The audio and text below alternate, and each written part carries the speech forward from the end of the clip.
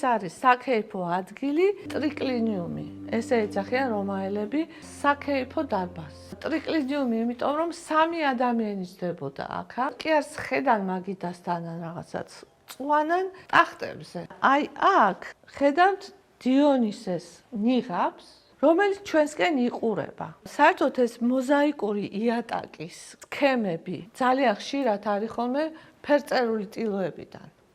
და არის ბუნებრივი ქვებიდან მხოლოდ. ამას ეძახიან დიონისეს ნატურმორტს.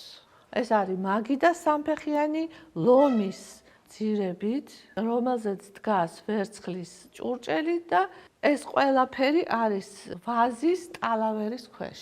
და ეს არის ასევე დიონისეს და არიადნეს ქორწინება.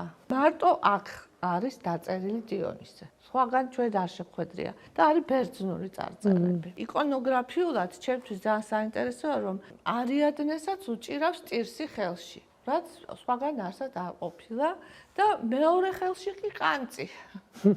გარდა ამისა, აი ამ 4 კვადრატში არის წარმოდგენილი პუტი ფრთოსანი, რომლებსაც უჭირავთ ხელში წელიწადის ყველა 4-ვე დროისთვის დამახასიათებელი მცენარეები.